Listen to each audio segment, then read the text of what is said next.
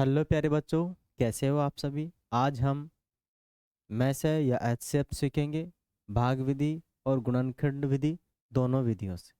ठीक है प्यारे बच्चों, इसमें आप लोगों को कौन सा मेथड अच्छा रहेगा वो पता लग ही जाएगा। ठीक है, चले तो हम सीख लेते हैं। प्यारे बच्चों, अपने पास मैस है या महत्तम समापवर्तक एचसीएफ या हाईएस्ट कॉमन फैक्टर हमें निकालना है। एग्जाम्पल 40 और 70 का क्या निकालना है, में से निकालना है। इधर भाग विधि लगानी है और इधर कौन सी लगानी है, गुणनखंड विधि। इसके हमने दो एग्जाम्पल लिए हैं, एक आगे हम पढ़ेंगे। ठीक है प्यारे बच्चों, जब भी हमें भाग विधि से में से निकालने हो तो हमें क्या करना पड़ेगा, छोटी संख्या का बड़ी संख्या में भाग देना होता है। ठीक है, मानी हम 40 का भाग देंगे किसमें, 70 में। किसका, 40 का भाग हम किस में देंगे प्यारे बच्चों, 70 में देंगे। भाग 40 का 70 में एक बार जाता है तो इधर 40 आ जाता है। अगर हम इसको घटाएंगे तो शेषफल अपने पास कितना बचेगा, शेषफल अपने पास बचता है प्यारे बच्चों 30। ठीक है, अब जब मैंने इसको भाग दिया 30 बचा, 30 क्या है, इससे छोटा है 40 से। अब मैं क्या करूँगा, इस 30 का भाग इस 40 में दूंगा। क्या करूँगा, इस 30 का भाग इस 40 में दूंगा। तो मुझे क्या कर लेना है, यहीं पर 40 में भाग देना है किसका, इसी 30 का।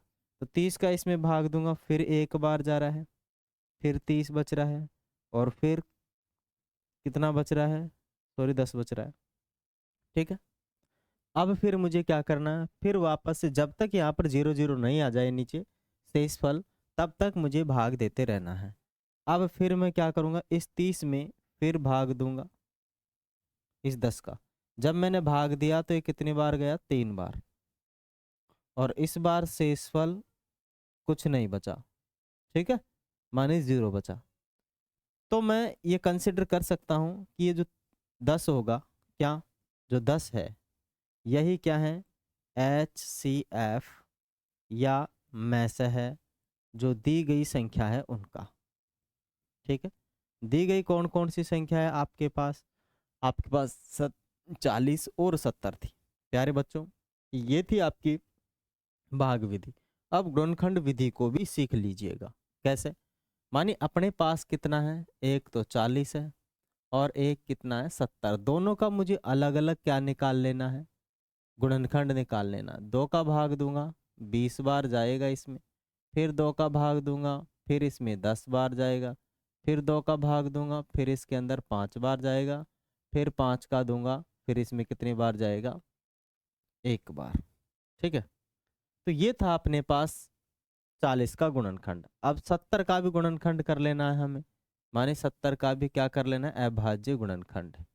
ओके, 2 का भाग दूंगा, आधा माने 35 बार जाएगा, फिर इसमें 5 का जाएगा 7 बार, और फिर 7 का जाएगा इसमें एक बार।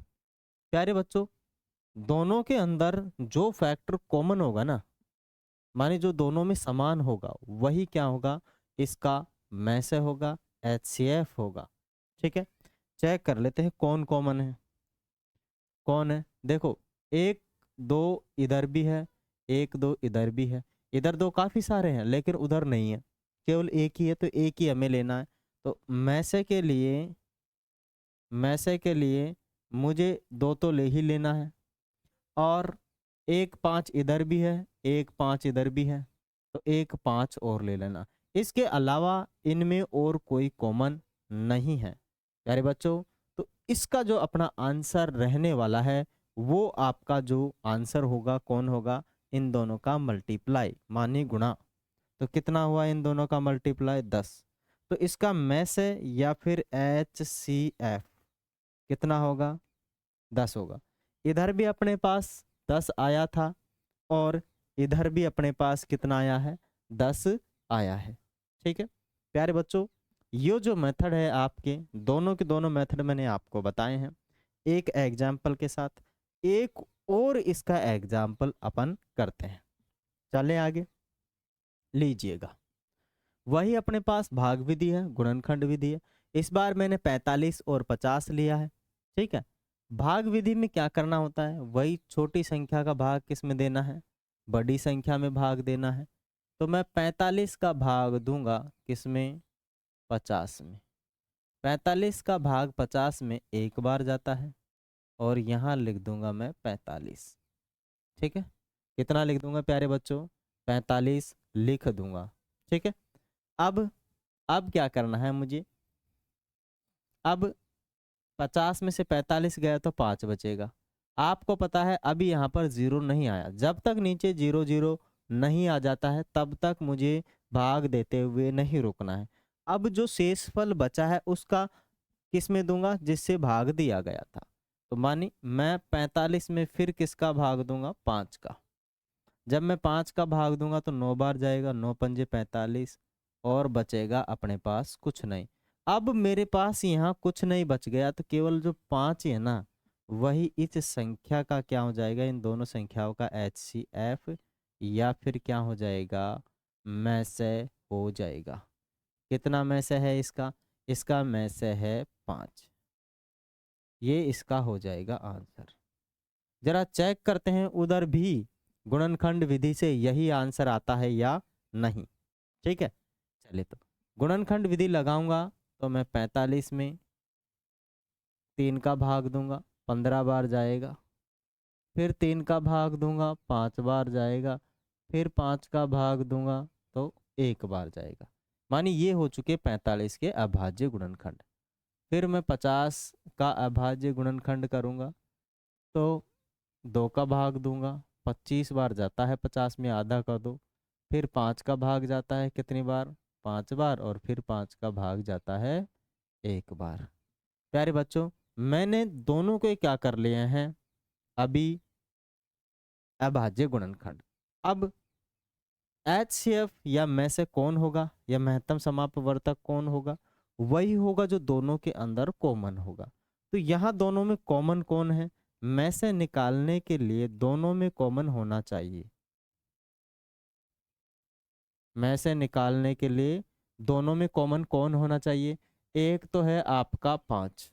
ठीक है, और कोई है क्या इसके अलावा, कोई कॉमन ही नहीं मिल रहा, तो अपना 5 ही क्या हो जाएगा, आंसर हो जाएगा।